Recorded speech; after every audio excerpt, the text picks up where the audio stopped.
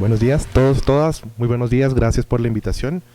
Esta invitación, pues, esta capacitación se hace en coordinación entre la Fiscalía General del Estado y la Embajada de los Estados Unidos, y estamos muy contentos de poder colaborar y aportar un granito de arena a la construcción de ética, al fortalecimiento de valores y a la construcción de instituciones públicas con mayores capacidades para luchar contra la corrupción.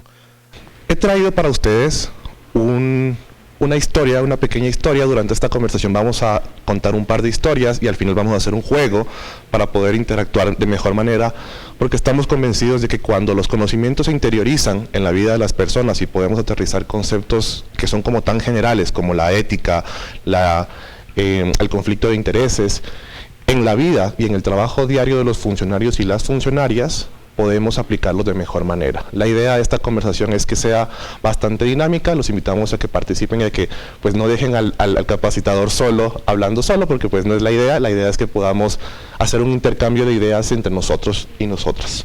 Entonces, bueno, les voy a contar básicamente esta historia. Hubo un experimento que se realizó hace un par de años por un par de economistas. He dejado la fuente por si alguien quiere darle un vistazo después. ¿Qué sucede?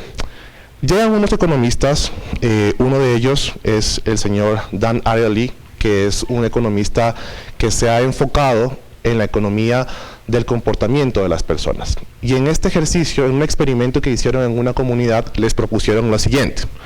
Les dijeron, en una comunidad en la que hay 10 familias, vamos a hacer un juego. El juego es el siguiente. Cada mañana yo voy a pasar con una caja y si cada una de las familias coloca $10, al final del día van a tener eso multiplicado por 5. Entonces al final del día ellos van a reclamar $50. Esto se va a hacer 1, 2, 3, 4 y muchas veces. El primer día del experimento pasa el señor con la caja de familia en familia, recoge los $10 a la familia 1, a la familia 2, a la familia 3, a la familia 10, todos entregaron y todo estuvo bien. Al final del día, las familias recibieron sus $50. ¿Estamos de acuerdo? ¿Está claro ahí? ¿Hasta ahí? Perfecto. El segundo día, todas las familias, muy entusiasmadas, aportaron con sus $10 y recibieron al final del día 50. Adivinen qué pasó el tercer día.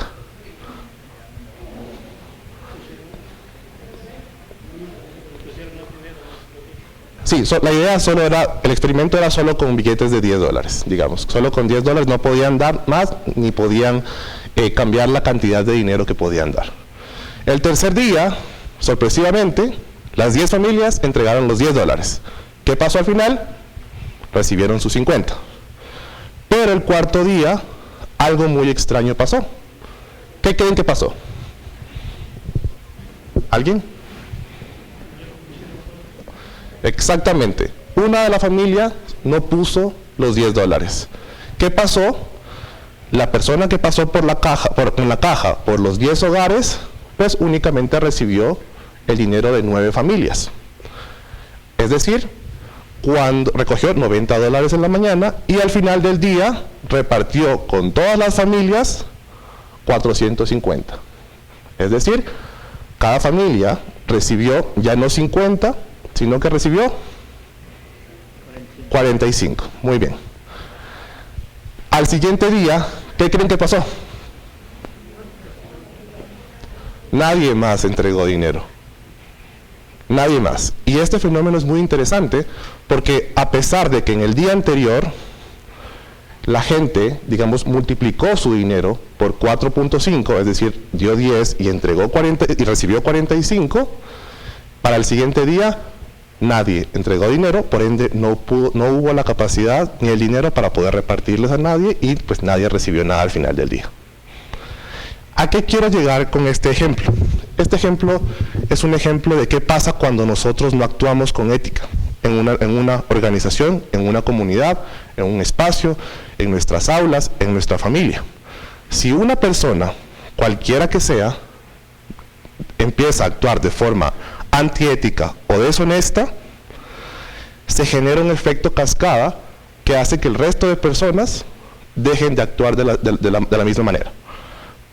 Cuando yo, como persona, veo que hay alguien que está actuando de forma antiética y no recibe una sanción, un escarmiento o una llamada de atención por lo menos, la motivación a que actuemos de forma antiética sube.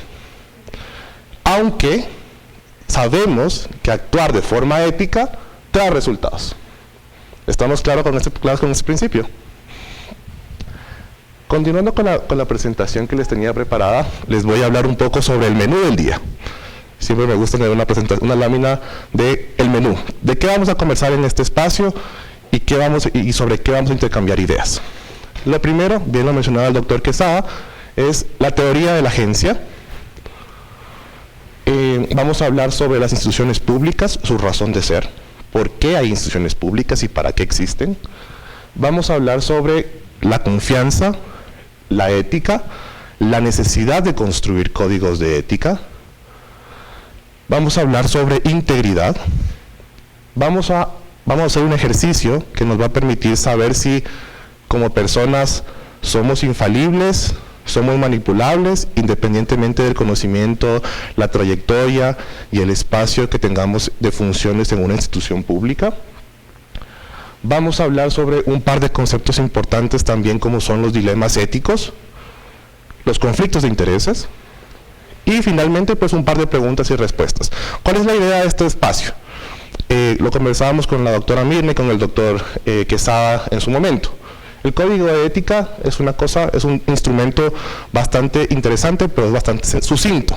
Es decir, ustedes pueden leerse el código de ética de camino a sus oficinas en el ascensor. Tiene 4 o 5 páginas y la idea es que más allá de lo que diga el código de ética taxativamente, ustedes y yo podamos desarrollar unas herramientas que nos permitan tomar decisiones y dirigir nuestro accionar diario más allá de lo que dice el código de ética.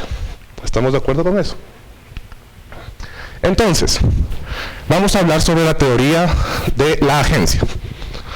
La teoría de la agencia es básicamente un ejercicio que los economistas utilizan para explicar la delegación de autoridad que surge de un actor 1 a un actor 2. El actor 1 se le conoce como principal y el actor 2 se le conoce como agente. Por eso se llama la teoría del principal agente o teoría de la agencia. Les voy a poner un ejemplo para comprenderlo mucho mejor. Si yo soy el jefe de una persona y yo le delego unas funciones, yo soy el principal y esa persona es el agente. Es decir, yo le encargo que ejecute unas funciones puntuales bajo las cuales, bajo mi liderazgo o bajo mi dirección. ¿De acuerdo? El problema de la agencia busca resolver una situación que puede surgir, y es que en un espacio puedan existir un desequilibrio entre los intereses de los dos participantes. Les voy a poner un ejemplo. Yo soy el jefe de una persona que se encarga de producir cuadernos. Entonces, yo, principal, el jefe de la persona, y el agente, el señor que produce cuadernos. Yo como jefe tengo el interés de que la persona produzca más y más y más cuadernos para yo poder venderlos. Por otro lado, el agente, el que produce los cuadernos, su interés es decir, mi interés es ganar mi sueldo. Si yo me gano mi sueldo, estoy contento y todo sale bien. En este punto vemos que hay un desequilibrio entre los intereses del uno y el otro. El jefe quiere producir más y la persona está interesado en producir lo mínimo para poder ganarse su sueldo. Aquí hay un desequilibrio. Entonces a esto se le conoce como un problema de agencia, por lo cual hay acciones que nos permiten equilibrar esas distorsiones en la agencia. ¿Cuáles? ¿A alguien se le ocurre alguna idea de cómo podemos equilibrar los intereses entre el uno y el otro? Perfecto, muy bien. Los incentivos de venta. Si yo como jefe defino que por cada cuaderno que la persona produzca le voy a dar un bono, la persona que produce los cuadernos va a tener el mismo interés que yo de producir muchos cuadernos. Y los dos intereses van a estar alineados. En ese sentido, quiero proponerles una pregunta, y es, ya que sabemos esto, podemos identificar quién es el principal y quién es el agente en el trabajo del funcionario público. Exactamente. Cuando estamos hablando de el funcionario público, la administración pública, como término general, el principal es la ciudadanía. ¿Cómo se explica esto? Porque pues la ciudadanía le otorga unos poderes y unas funciones al servidor y servidora pública para que pueda desarrollar actividades que esperan que se desarrollen de una determinada forma. ¿Qué forma? Podemos lanzar un par de ideas sobre cómo o de qué forma el ciudadano espera que el funcionario público haga su trabajo. Oportuna, eficaz, honesta, proba. ¿Alguien por allá atrás que los veo muy callados? ¿Perdón? Con amabilidad, perfecto. ¿Alguna otra? Con calidad, muy bien. Entonces, ustedes, de esta forma, ya han respondido a esta pregunta. ¿Qué se espera del trabajo de una institución pública o de un funcionario público? Ahora, esta relación que ya conversamos, tiene que ver con una palabra que es esencial para que se retroalimente de forma positiva. La palabra es confianza. Si yo confío que la persona que está trabajando para mí está haciendo un buen trabajo, pues hay incentivos para que esa persona lo haga. Evidentemente, la confianza ciega es mala, como todos sabrán, por ende, habrá un andamiaje institucional que pueda permitir que esa confianza pues se vea materializada en una reglamentación, un compromiso, una idea o un espacio de regulación. En este sentido, quiero comentarles un poco sobre un estudio que sacó el BID el año pasado, el Banco Interamericano del Desarrollo. Y en este estudio que ustedes pueden ver aquí, se determinó varias cosas.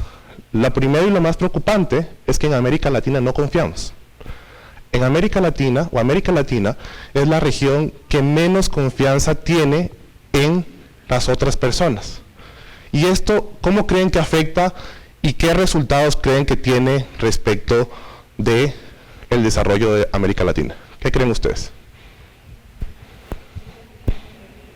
Muy bien. Ojo que este estudio analiza varias cosas, no solo confianza entre funcionarios públicos o entre personas, sino que analiza de manera amplia el término confianza. Confianza con otras personas, confianza en las familias, confianza con las instituciones, confianza en todo lo que ustedes puedan pensar que exista una relación de confianza. Entonces, ¿qué creen que sucede? El riesgo país, muy bien. ¿Qué más? ¿Cómo podemos evidenciar que la confianza en América Latina sube, baja y en qué se cristaliza este cambio? ¿Perdón? Por el desarrollo. Exactamente, muy bien. ¿Alguien más?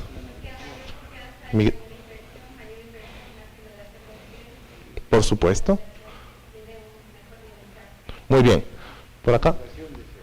Está atado también a la migración. Muy bien. Entonces, todo esto que ustedes dicen, que digamos son como ideas lógicas, que uno diría, yo creo que si la confianza baja, esto es el efecto inmediato. El BID lo mostró y lo midió a través de estudios cuantitativos, y aquí ustedes pueden ver que la línea naranja es la confianza en las instituciones públicas en América Latina de forma promediada. Vemos que baja, vemos que sube, pero definitivamente estamos muy por debajo del resto de países y del resto del mundo. ¿Qué más dice el estudio del BID?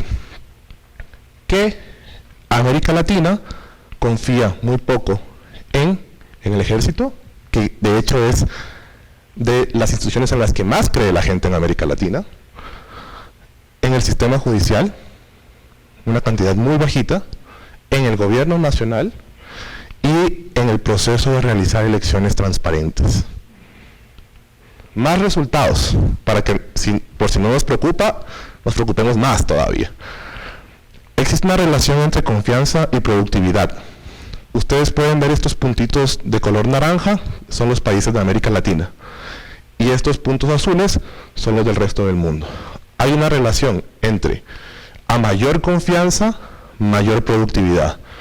¿Alguna vez o alguno de ustedes ha escuchado que la gente rinde mejor cuando confían en ella? ¿Sí? Bueno, este estudio evidentemente lo comprueba.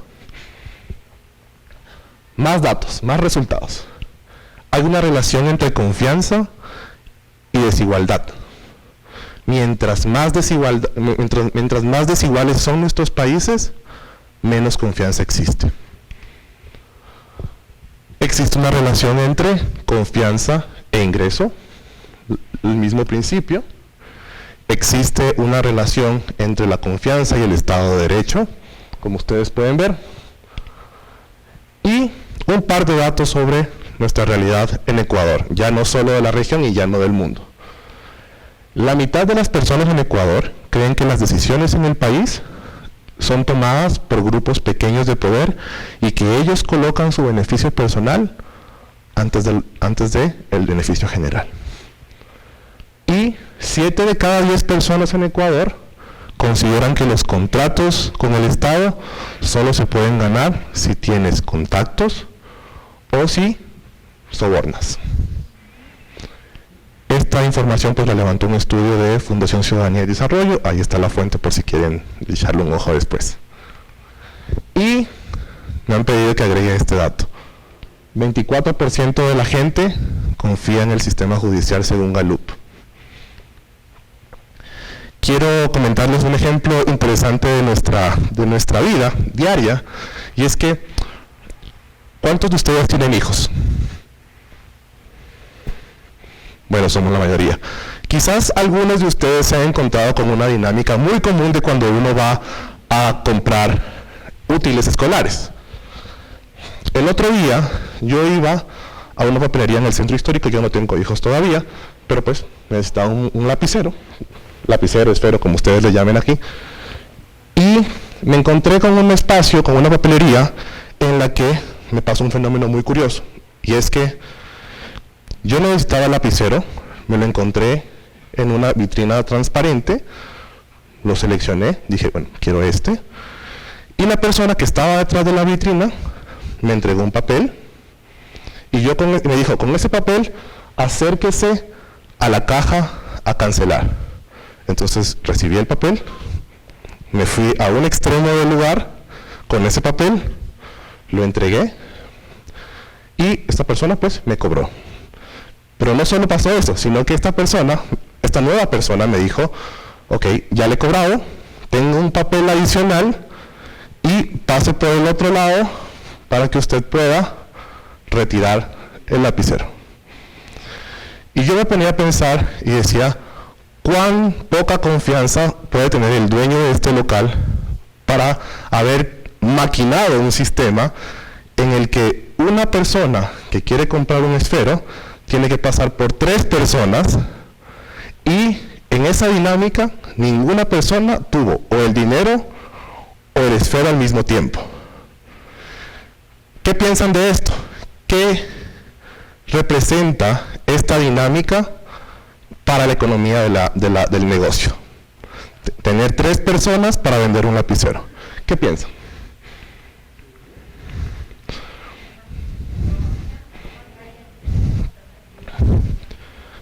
Exactamente, hay desconfianza, acá hay seguridad. ¿Qué más piensan sobre esto?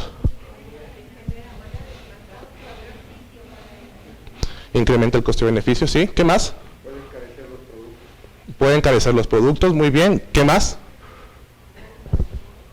Es una pérdida de tiempo total. Yo perdí 15 minutos de mi vida dando la vuelta entre persona y persona. Entonces, hay una pregunta que es muy interesante en los libros de ética, y es, acá está, ¿para qué sirve la ética? Mucho hablamos del código de ética, de la importancia de actuar de forma ética, de trabajar, de ser éticos en el trabajo, de ser éticos en la familia, de la ética, de la falta de ética en el gobierno, cualquier gobierno, o la falta de ética del candidato 1, 2, 3, 4, rojo, verde, azul, amarillo. Pero entonces, ¿para qué sirve la ética? ¿Alguien tiene una idea? ¿Alguien se quiere aventurar?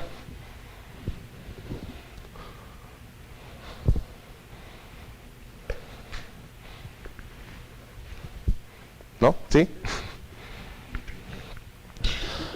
Basados en el ejemplo anterior, vamos a ayudarnos un poco. Basados en el ejemplo anterior, para incrementar la confianza, la ética contribuye. Sí, también, muy bien, pero hay un efecto, digamos, la colega dice para transparentar las acciones, pero hay un efecto de transparentar las acciones, es decir, yo quiero llegar al resultado de eso. Transparentar, evidentemente, es uno de los caminos hacia ¿qué resultado? ¿No? Hacer lo correcto, muy bien, pero todavía no hemos llegado a la respuesta, sino que en este caso habíamos identificado que había un problema, y el problema era, lo asociábamos al costo, al incremento de los productos. Entonces, ¿qué creen que pasaría? O digamos, ¿cuál creen que sería el efecto de que existiera más ética en este espacio? Perfecto, muy bien. La ética sirve para dos cosas: abaratar costos y abaratar sufrimiento. Este principio lo desarrolla una académica y filósofa española que se llama Adela Cortina, y ella menciona, quizás va a ser la única diapositiva en la que voy a leer tanto: la ética abarata costes si fuera posible un mundo en que contara como moneda corriente la confianza en las familias, en las escuelas, en las organizaciones y las instituciones. La vida sería infinitamente más barata, no solo en dinero, sino también y sobre todo en muertes prematuras, en vidas destrozadas, en conflictos, en eternos procesos judiciales de final incierto, en venganzas, en rencores, en papeleos odiosos, y en ese coste que varía más o menos, pero que suelen acabar pagando los peor posicionados. ¿Alguien tiene una idea de ejemplos en los que la ética podría abaratar costes? Evidentemente el del lapicero ya quedó descartado.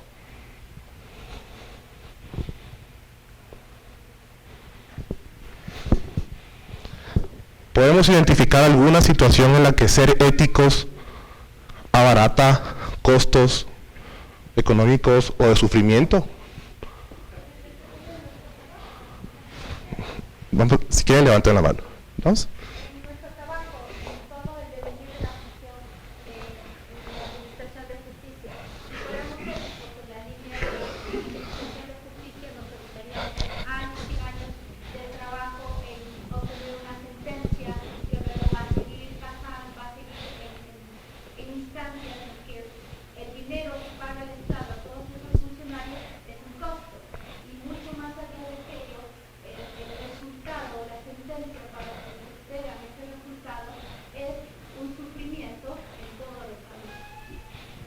Excelente ejemplo. ¿Cuál es tu nombre? Ivonne. ¿De qué área eres? Soy fiscal de lavado de activos. Muy bien. Gracias, Ivonne. Yendo más atrás, es que si fuéramos éticos, no necesitaríamos leyes ni la fiscalía. ¿Cuál es su nombre? Stalin, gracias. Evitaría la queja generalizada del sector público, el papeleo, los trámites son muy engorrosos y demoran mucho, justamente porque hay falta de confianza, falta de ética. Exactamente. Es decir, es un gran ejemplo. ¿Cuál es su nombre? Ramiro. Don Ramiro, es un gran ejemplo. Porque claro, ¿por qué en el sector público tenemos tanto papeleo? Es básicamente para que cada uno de los actores justifique su trabajo, justifique que está haciendo su trabajo. Obviamente esto no lo quiero decir de forma despectiva, porque pues no cabe, pero justifique que está haciendo su trabajo y pueda estar blindado en su actuación. Entonces, es decir, la persona 1, digamos que fuera un funcionario público, la persona 1 que entrega el lapicero tiene que tener una prueba de que entregó el lapicero, el otro tiene que tener una prueba de que lo cobró, y el otro tiene que tener una prueba de que le pidieron ese lapicero. ¿Me explico? Entonces, finalmente, eso que nosotros llamamos burocracia, de forma despectiva y mal utilizado el término, termina siendo un proceso de falta de confianza. ¿Alguien más? Igualmente, el tema de corrupción lamentablemente está relacionado con las diferentes áreas del país. Por ejemplo, en el tema educativo, diferentes escándalos de corrupción dan lugar a personas que reciben sobornos o contratos sobrevalorados, cuando ese dinero podría destinarse a las familias de los estudiantes en textos gratuitos o en mejor educación. Igual situación en tema médico, en tema salud e incluso en tema laboral. Varias empresas en el sector privado incluso tienden a falsear sus contabilidades con el objeto de no pagar utilidades a sus trabajadores, cuando si actuaran de manera honesta mejorarían la vida también de la gente, de los trabajadores, y ellos serían más felices en sus trabajos, pudiendo cumplir con sus responsabilidades. Excelente. ¿Cuál es su nombre? Luis. Luis. No sé si se me escucha sin micrófono. ¿Se me escucha? ¿O no? ¿Atrás se escucha? No, perfecto, listo, ya, entonces con micrófono. Luis, ¿no? Excelente ejemplo, Luis. Creo que lo que dice Luis es bastante interesante, porque lo que dice y contribuye a que podamos explicar esta última parte de la conversación, y es que finalmente estos costes terminan afectando a los peor situados, a la gente más vulnerable. ¿Por qué? Porque pues si se roban el dinero de una contratación, si se roban el dinero de la construcción de un puente, la construcción de un túnel, finalmente a quien le afecta es a la gente más pobre, para quien no va a haber fondos para construir escuelas, hospitales y pues el otorgamiento de los servicios públicos que finalmente pues terminan siendo más indispensables para las personas más vulnerables. Entonces, ¿qué piensan ahora con los códigos de ética? ¿Para qué sirven? Si ya sabemos qué es ética, sabemos que abarata costes, sabemos que abarata sufrimientos, ¿qué es un código de ética? ¿O para qué están los códigos de ética? Además, la doctora Mirna decía que el código de ética no es punitivo. Entonces, ¿para qué es? ¿Para qué sirve? Una guía de comportamiento. ¿Cuál es su nombre? Víctor, muy bien, es una guía de comportamiento. Es una guía que les permite tener una orientación de cómo se debería proceder. Evidentemente nadie les va a meter a la cárcel por no cumplir el código de ética, pero pues lo que se busca con un código de ética a nivel institucional es que las personas tengan la capacidad de decidir y tomar decisiones y decidir actuares en función de unos principios y unas normas estandarizadas. Por eso hemos traído esta conversación de esta forma y no nos hemos dedicado únicamente a conversar sobre el código de ética, porque pues el código de ética lo podemos leer y podríamos estar aquí todos juntos leyendo párrafo por párrafo, pero la idea es que los códigos de ética tienden a ser instrumentos vivos y tienen que adaptarse en función de lo que va pasando día a día en el trabajo de los funcionarios y las funcionarias. Entonces, ¿qué hacen los códigos de ética o qué contienen los códigos de ética? Estándares, guías de actuación, promoción de valores, hablar sobre la cultura organizacional, hablar sobre el compromiso con la profesión que deben tener cada uno de los integrantes de las instituciones y generar respuestas a desafíos que puedan surgir, justo lo que les comentaba.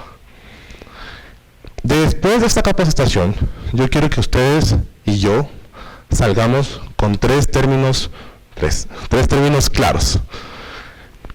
Confianza, que ya lo conversamos, ética, que ya lo conversamos, y el siguiente es integridad. ¿Alguien tiene idea de qué es la integridad? Excelente. ¿Cuál es tu nombre? Elizabeth. Elizabeth dice que la integridad es hacer lo correcto aun cuando nadie te está viendo, ni te está presionando, ni te está observando, digámoslo de esta forma. Entonces, ¿cuál es la diferencia entre ser honestos y ser éticos, ser íntegros? ¿O es lo mismo? ¿Hay alguna diferencia?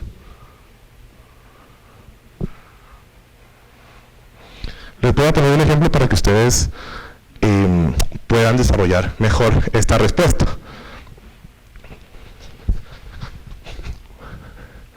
Se cuenta la historia de una persona que estaba con su pareja en una casa, en su casa, no en su casa, en un hotel. Y esta persona pide una pizza, transfiere el valor de la pizza, y cuando recibe la caja de la pizza, se da cuenta, la imagen correcta es la de la pizza, ya. Cuando recibe la pizza, se da cuenta que dentro de la caja hay $15,000. La persona que estaba con la persona a la que estamos hablando, se puso muy contenta y dijo, que bien, la pizza nos costó $15, tenemos 15,000, nos fue súper bien.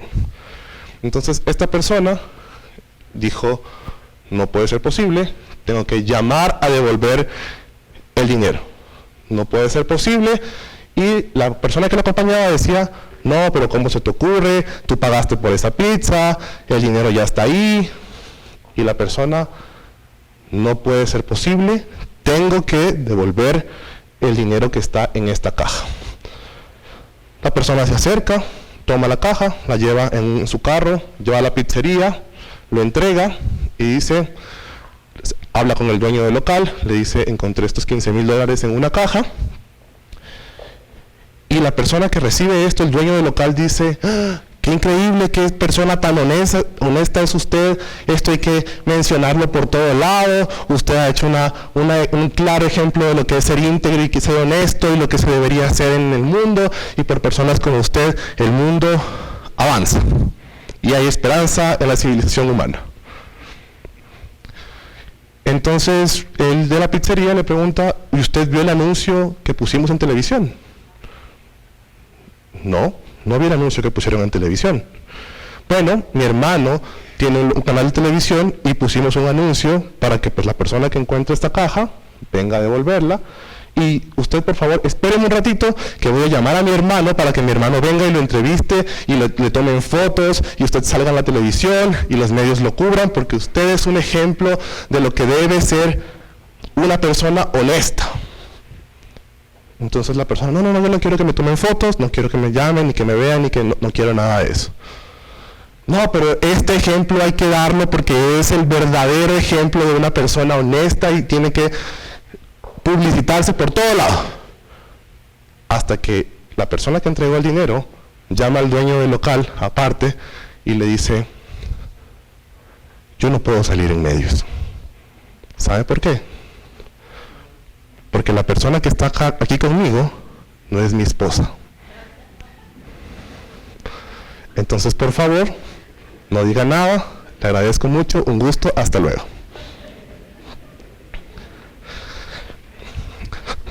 Basándonos en este ejemplo, ¿qué es la honestidad versus la integridad?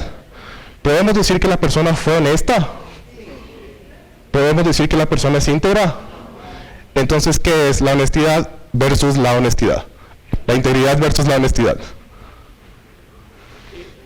La honestidad es actuar rectamente, mientras que la integridad es actuar rectamente en todos los aspectos de la vida de una persona. Abarca todos los aspectos de la familia, en el trabajo, en el hogar como persona, es decir, en toda su vida. Muy bien, gracias. Ivonne. Juan David Martínez, mucho gusto.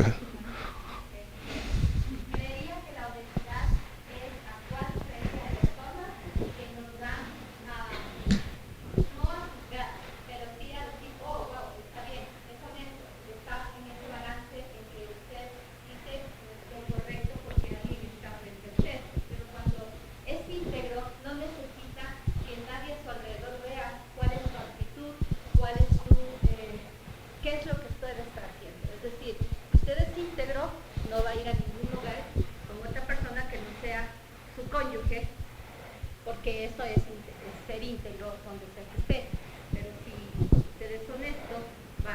decirle a otra persona, tal vez cuando converse, cuál es su situación, en este caso su estado civil, y esa persona va a poder decir, estás diciendo la verdad, eres honesto. Gracias, Ivonne. Muy bien. La integridad nunca falta, es una buena idea. ¿Nunca? Nunca falla. Ok, perfecto. Pero ¿será que todos los seres humanos somos infalibles? ¿Alguna otra respuesta para la diferencia entre lo uno y lo otro?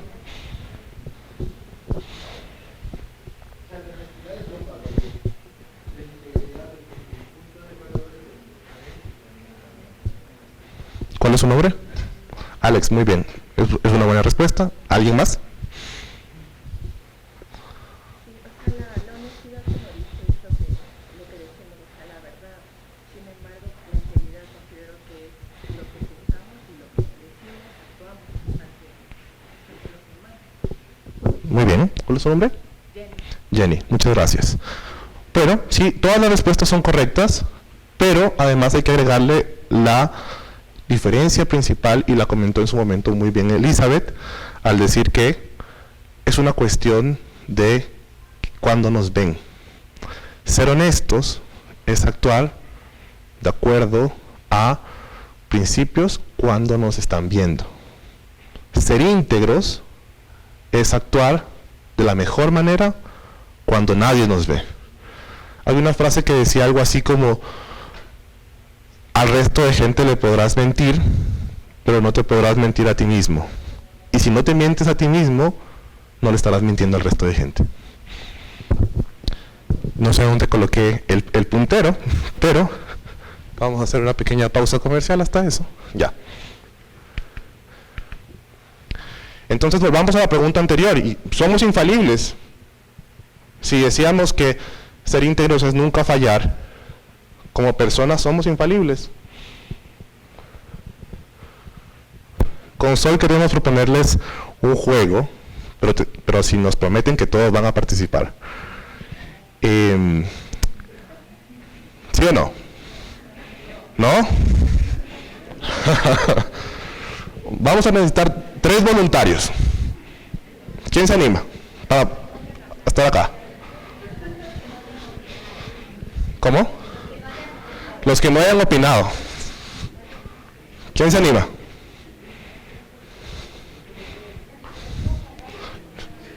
Venga, tenemos la primera concursante. ¿Quién más? ¿Quién más? ¿Quién más?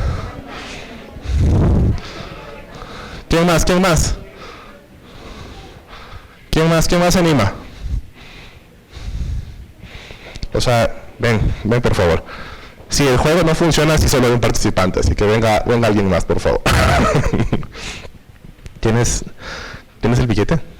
Perfecto.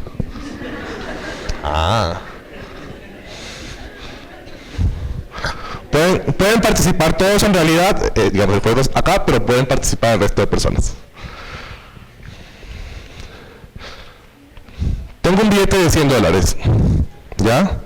Este billete de $100 lo quiero vender a quien más me ofrezca dinero, ¿ya? La única condición es que se lo vendo a la persona que más me ofrezca, pero el que pierde me entrega lo que ofreció. ¿De acuerdo?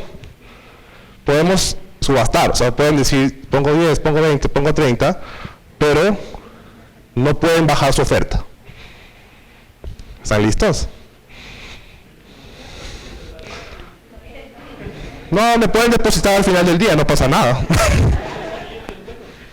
Sí, es bueno, claro, es bueno, sí. La embajada me mata si estoy vendiendo dinero falso. Entonces, amigos, ¿se animan? ¿Juegan? Ya, o sea, tenemos que ofrecerte, y si no, o sea, si lo que yo hago no gana, te tengo que dar... Así es, así es. Entonces, pero, ojo, el que pierde me da lo que ofreció. Entonces, ¿cuánto? Empezamos por 20. 30. Muy bien. 30. 40, muy bien. 70, muy bien, excelente. ¿No? Por acá, ¿alguien ofrece algo más? Pueden jugar también si quieren. ¿Nadie ofrece nada más? No, pues estamos en 70. ¿Alguien ofrece algo más? ¿Ofrecen algo más? Ya. No, para allá, no ofrecen. Ya, muy bien, gracias. Ese era el juego. Ahí, ¿quién? 80, muy bien. ¿Alguien más? ¿Alguien más?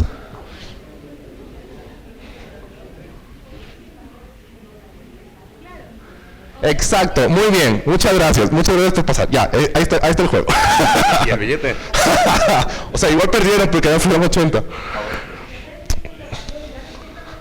El juego es una trampa. El juego es una trampa manifiesta. Y las pasiones que tenemos como personas nos hacen jugar a perder.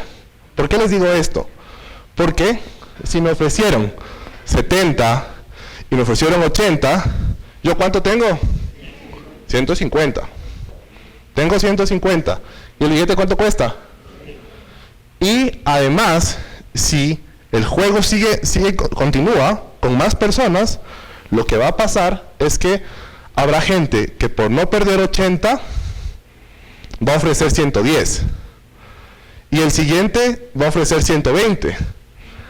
Y el siguiente va a ofrecer 130. Entonces me van a estar comprando un billete de $100 por 110, 120, 130, 140. ¿Cuál hubiera sido la solución para este juego? Obviamente yo no les digo porque yo no quiero perder. Pero ¿cuál es la solución para que una institución gane este juego? Que alguien ofrezca 5 y el siguiente ofrezca 10, se vende el billete por 10 y se reparten el dinero a los que ganaron. Ah, pero es que no, pues ya estábamos en 70. Entonces, bueno, cuando quieran engañar a alguien, fuera de la fiscalía, evidentemente, pueden jugar esto. Entonces, bueno, ya, fuera del juego, voy a recoger mi billete de 100, perdón. Fuera del juego, bueno, y la otra condición es que no le comenten a los colegas que vienen a la siguiente charla, porque pues ahí sí me desbancan. Entonces vamos a hablar sobre unos conceptos orientadores muy básicos. Los conflictos de intereses. ¿Qué es un conflicto de interés? ¿Alguien sabe qué es? ¿Qué son? Cuando una persona es juez y parte. Muy bien. ¿Alguien más?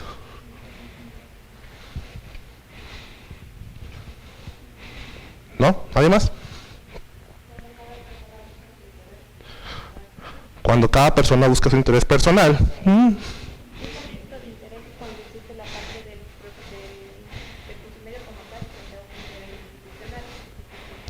Cuando hay un enfrentamiento entre el conflicto institucional y el conflicto del funcionario personal. Perfecto. ¿Cuál es tu nombre? Javier, muchas gracias.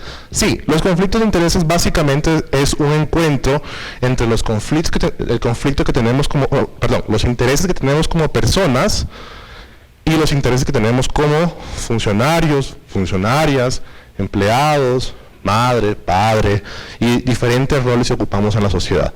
Es decir, cosa muy importante, los funcionarios públicos no solo son funcionarios públicos, son padres, son madres, tienen hijos, tienen hermanos, abuelos, primos, son abuelos en algunos casos. ¿Qué sucede? Que muchas veces en el ejercicio de nuestro trabajo, nuestro interés como funcionario choca con nuestro interés como hijo, padre, hermano, cuñado o amigo o enemigo incluso. El colega que decía ahorita que en el caso del funcionario público que tiene que hacer algo en contra de su familiar, pues evidentemente va a actuar de forma parcializada, porque pues a nadie le conviene que su hermano o su papá o su abuelo sea condenado por una causa que lleva a él. Esta autora, Katchik, menciona que todos los actos de corrupción, todos los actos de corrupción llevan implícitos un conflicto de intereses. Y el siguiente concepto que les quiero proponer son los dilemas éticos. ¿Alguien sabe qué es un dilema ético? Ya sabemos qué es integridad, ya sabemos qué es ética. ¿Qué es un dilema ético? Ya sabemos qué es honestidad también. ¿Alguien sabe qué es un dilema ético?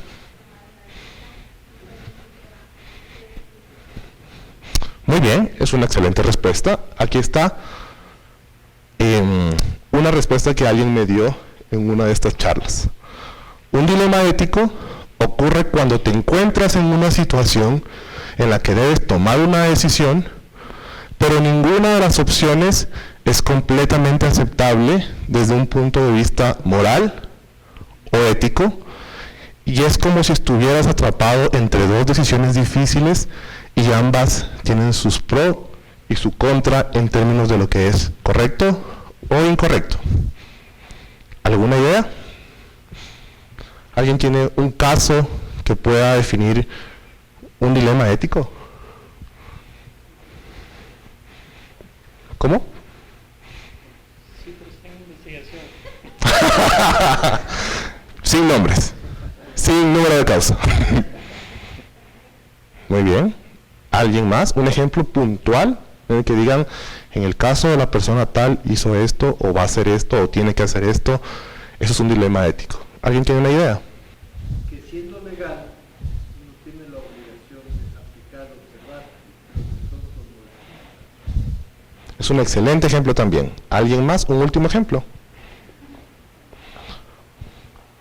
Bueno, lo doy yo. Se supone que todas nuestras actuaciones tienen un componente de moralidad detrás. ¿Sí? Yo tengo un hermano que es corrupto y que le gusta darle mordidas a los contratos públicos. Es un ejemplo, ¿eh? Es mi hermano.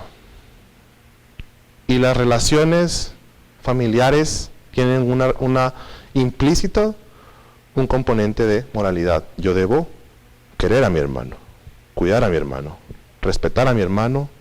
Y ojo, es el mayor también.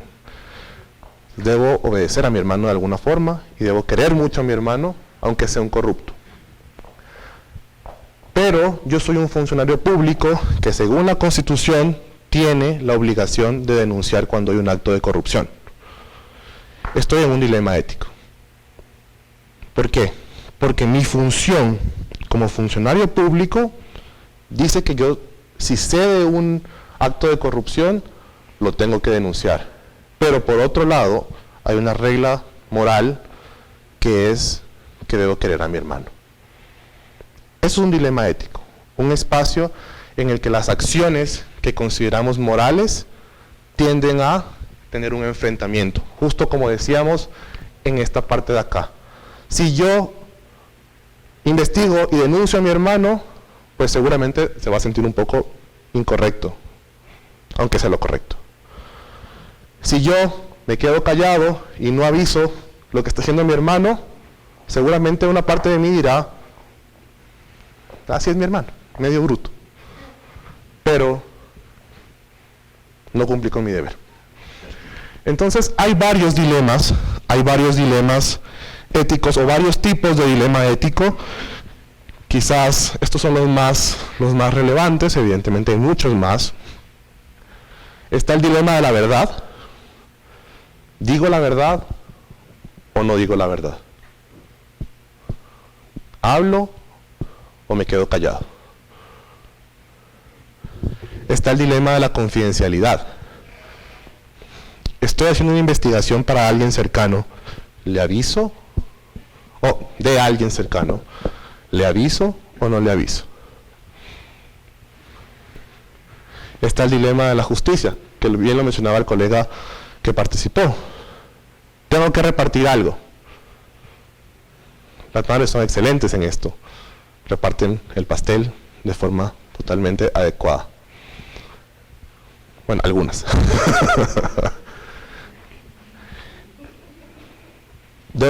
¿Cómo puedo ser justo cuando tengo que repartir algo? El siguiente dilema es el dilema de la lealtad. La persona que me trajo a trabajar en la fiscalía está haciendo cosas chuecas. Mi lealtad es con él o ella. ¿La denuncio o no la denuncio? Y la siguiente, y la última, es la que hablábamos hace un rato. El dilema de la moralidad personal con las obligaciones profesionales. Aplico una multa a un funcionario aún sabiendo que la multa es injusta.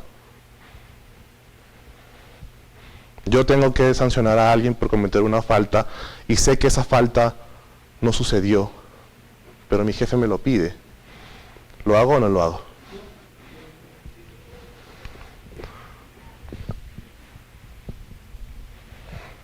Entonces, aquí hay una guía práctica de cómo atender un dilema ético. Hay tres tipos de respuestas a los dilemas éticos. La ética de las virtudes, que se basa en la reflexión de valores tanto individuales como organizacionales para tomar una decisión. La ética de los deberes, que se basa en la reflexión de lo que dicen las leyes y las reglas. Y la ética de las consecuencias, que se basa en reflexionar sobre las consecuencias que tendrá la acción. Y aquí está la clave maestra. Si su decisión cumple con los tres criterios al mismo tiempo, es la correcta. El Código Penal también abarca este tema. Usted indica que el hermano legalmente no es obligado a denunciar a su hermano justamente por el tema de familiaridad y no incurre en un delito. Es una excelente precisión, pero digamos que pongámosle complejidad al ejemplo. Si el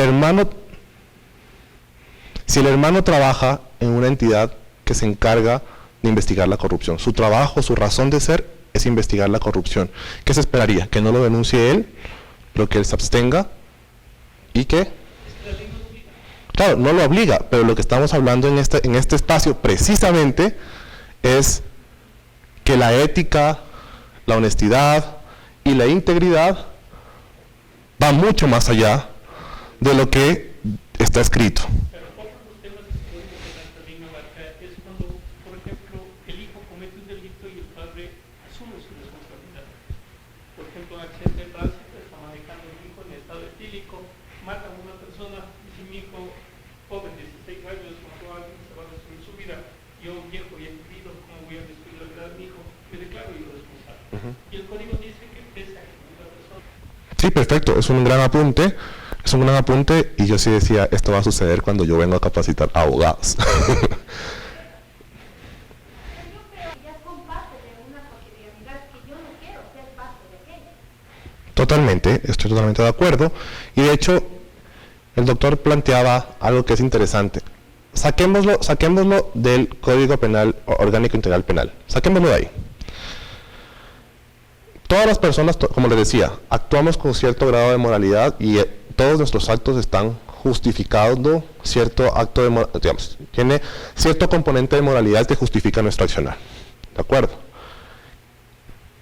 Si, digamos, la persona que tiene que sancionar la situación puntual en la que menciona el doctor, vamos a obviar un poco el Código Integral Penal, y ve que su padre se echa la culpa del delito que cometió su hijo, y lo dejamos pasar, hay una decisión detrás, hay una justificación moral, que puede ser la que sea.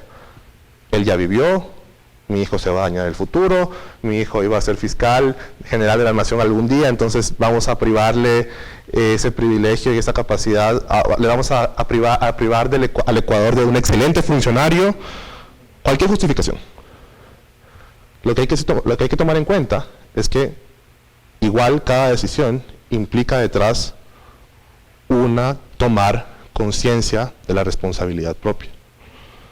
Entonces, digamos, si usted decide justificar un delito, está actuando bajo una situación moral, pero bajo ese mismo criterio tiene que hacerse cargo de las consecuencias.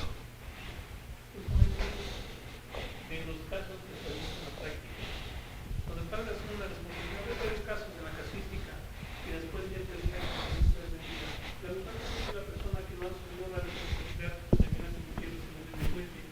Cuando termina convirtiéndose en persona que no hace con sus responsabilidades, o se vuelve drogadicto, o se siente culpable de la destrucción de la vida de su padre en la cárcel. Entonces lo adecuado aquí es actuar justamente con ética.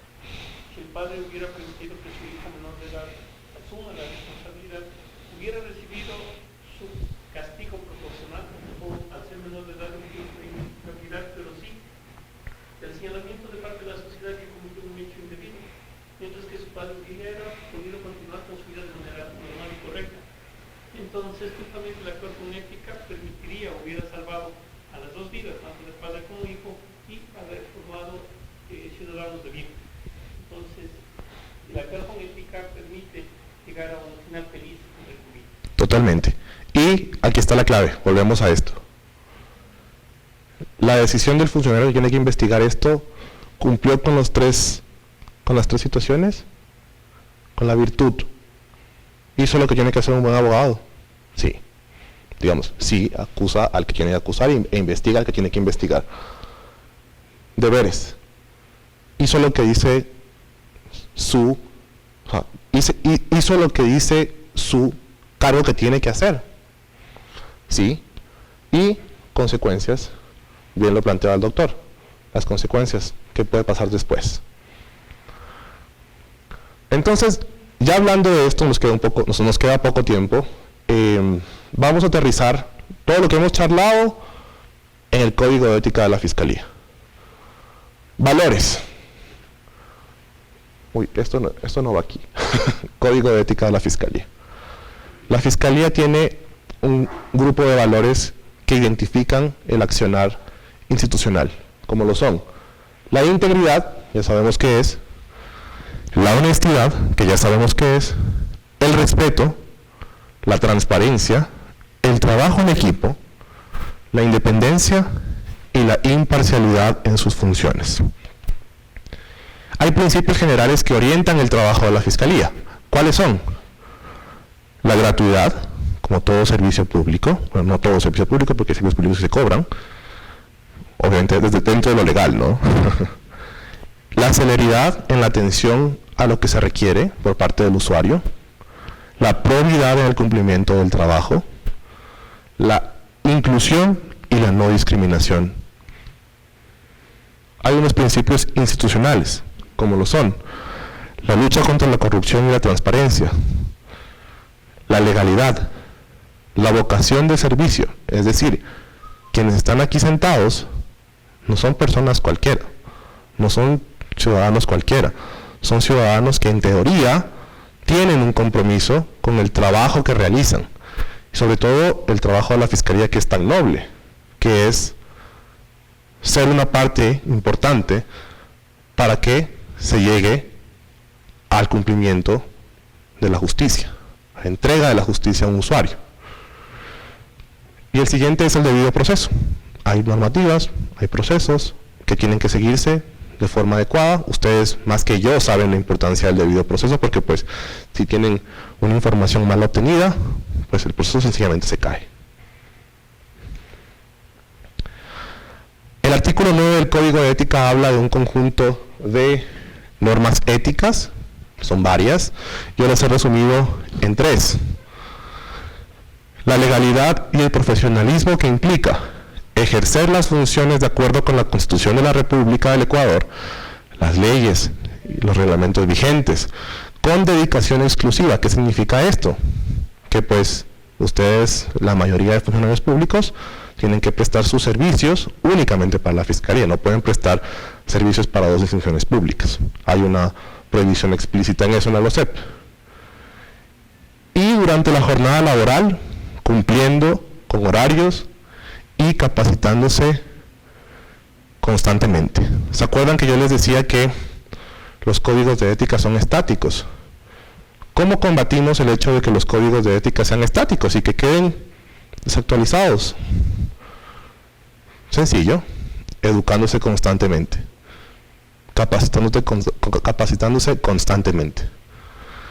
El siguiente grupo tiene que ver con la integridad y la honestidad, que implica mantener una conducta moral y ética tanto dentro como fuera de la institución, evitando cualquier tipo de corrupción y actuando siempre con probidad. Esto incluye el respeto por la confidencialidad y la seguridad de la información.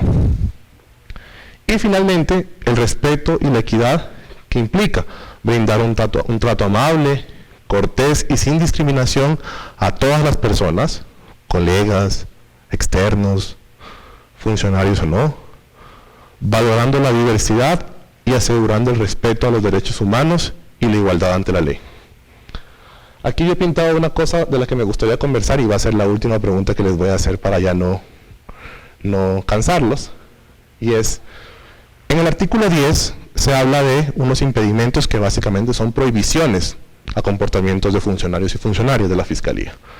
Los primeros tienen que ver con la integridad profesional y dice, evitar excesos de confianza, insinuaciones no éticas, promesas y favores que puedan generar conflicto de interés, no usar la posición para promover intereses personales y evitar actitudes o expresiones irrespetuosas, usar responsables los recursos institucionales, usar responsablemente, no usar las instalaciones, equipos y bienes asignados para fines personales, evitar la mala actuación de logos, la mala utilización de logos, emblemas, bienes públicos y garantizar el correcto manejo de los medios electrónicos durante la atención laboral. Y finalmente, la independencia y la confidencialidad, que implica mantener la confidencialidad en la documentación e información institucional y garantizar la seguridad de las investigaciones y no divulgar ni detalles, ni nombres, ni detalles, ni cualquier otro tipo de información que pueda comprometer la seguridad o la privacidad de las partes involucradas. Aquí va mi pregunta. ¿Están listos? ¿Sí? ¿No? Bueno, falta el arma. Grupo 4, conducta adecuada. Evitar estados de embriaguez, y yo cambiaría el evitar por está totalmente prohibido llegar en estado de embriaguez o bajo el efecto de sustancias en el trabajo o lugares públicos, y rechazar cualquier forma de acoso laboral, sexual o maltrato, no favorecer ni retrasar el despacho de casos. Comunicación y relaciones públicas, que implica no emitir declaraciones sobre asuntos institucionales sin autorización, evitar la asistencia a eventos de personas involucradas en procesos judiciales y no permitir accesos no autorizados a las dependencias de la Fiscalía. Me contaba un colega de ustedes que hace tiempo tuvieron una capacitación de seguridad y que la persona que los capacitó entró, hizo y deshizo para demostrar lo vulnerable que puede ser la Fiscalía en cuanto a los accesos. Aquí va la pregunta. ¿Bajo qué circunstancias tener un exceso de confianza es malo? Ya hablamos al principio de la confianza, de lo buena que es, que desarrolla los países, que la gente es más productiva. Ahora, ¿por qué estamos hablando de que un exceso de confianza es malo? ¿Alguna idea? ¿Todo el exceso es malo?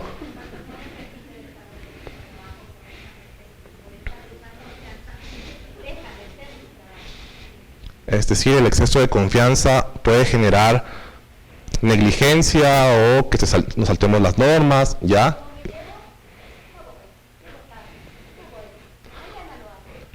Pero aquí hay una cosa interesante, y es que esta frase, exceso de confianza, es una expresión muy ecuatoriana.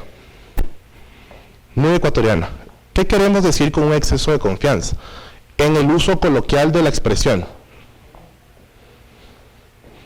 Pepito y Juanita son compañeros y en la relación entre los dos hubo un exceso de confianza.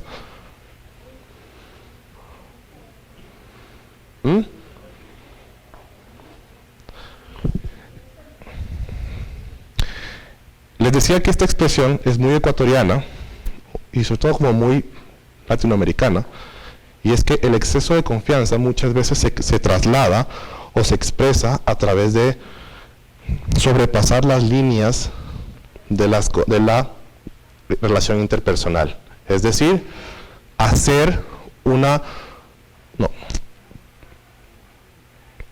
manifestar una familiaridad que no existe, o manifestar una relación o una intimidad no consentida. Muchas veces se habla de esta persona es un confianzudo. Esta persona tiene un exceso de confianza en el trato con otras personas. Muchas veces el término exceso de confianza, de hecho la mayoría de veces, tiene que ver con cuando uno sobrepasa los límites de las relaciones adecuadas con las otras personas. Eso implica también, un segundito, por ejemplo, yo soy amigo de la persona que maneja el timbre, el biométrico.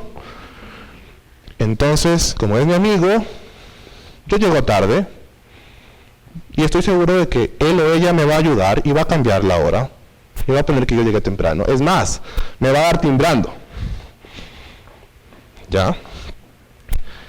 Ahí existe un exceso de confianza porque se traspasaron las líneas de la relación entre un funcionario y otro funcionario.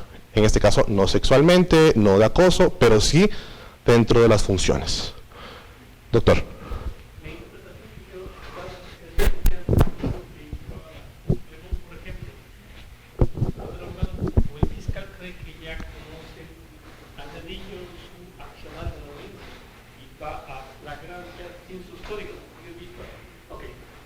Vas en su código y ese momento quiere preparar la audiencia o simplemente aparece ante el juez y ese momento de memoria piensa a realizar la audiencia cuando se considera que se debe preparar de una manera diferente.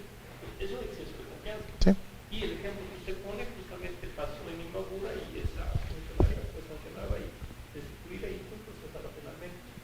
Entonces, sí, claro. Digamos, cuando yo les decía que esto es muy latino, es porque hay muchas formas de prohibir lo que dice el doctor. La persona que dice yo soy un crack, entonces yo voy y litigo de la peor forma, no, litigo, llego tarde y me he visto como quiera y no hago nada y yo les hago el favor a ellos litigando, ¿ya? Es al revés, en vez de que yo trabajo para el funcionario.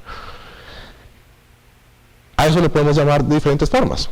Negligencia, mala actuación, no respetar la institución, no respetar la profesión. Entonces lo que decía es que la expresión exceso de confianza es muy latina porque por lo general busca explicar este tipo de situaciones que yo les decía. Se sobrepasó el límite de la relación. Evidentemente puede ser también hablada como lo dice el doctor y pues a lo que yo quería llegar con esto es que hay muchas formas igual de decirlo, como que haga su trabajo bien, no sea negligente, y pues cumpla con lo que dice su manual. Y para acabar esta capacitación, quiero dejarles la siguiente pregunta, Ivonne.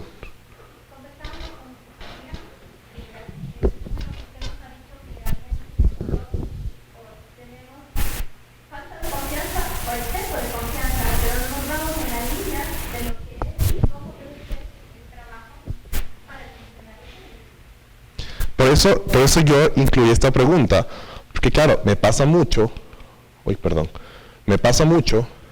que cuando uno lee la literatura especializada a nivel internacional, a uno le dicen que la confianza es buena, y que mientras más confianza, mejor. Y de repente estamos hablando de un exceso de confianza. Entonces, ¿qué pasó? ¿Cómo nos perdimos? Entonces, por eso les digo que el exceso de confianza es una figura muy latina. Entonces, seguramente si hablamos mañana con colegas de Estados Unidos o colegas europeos, cuando uno les dice exceso de confianza, van a decir, pero confiar es bueno. Confiar es bueno. Entonces, por eso le hacía esa aclaración, que el exceso de confianza puede analizarse de diferentes formas. Desde la negligencia, desde no hacer bien un trabajo, desde no cumplir con las obligaciones, desde llegar tarde, que también podría ser digamos, un llamado de atención por eso. Pero pues está en nuestro código de ética y hay que entenderlo y hay que reconocerlo como una cosa que tenemos que tomar en cuenta. Solo esa era la aclaración que quería hacerles pues para que no tengamos una confusión de términos en el espacio. Y listo, la última pregunta con la que quiero cerrar esta conversación es, y que quiero que todos se lo lleven a sus puestos de trabajo, a sus localidades, a sus espacios en los que trabajen, es cómo, sabiendo lo que sabemos ahora, podemos mejorar la forma en la que desempeñamos nuestras actividades. Es eso, les agradezco mucho. Mis datos, mi nombre es Juan David Martínez Díaz, está mi información, mi correo electrónico si tienen preguntas, dudas, y estaré muy contento y gustoso de poder responderlas y conversar con ustedes.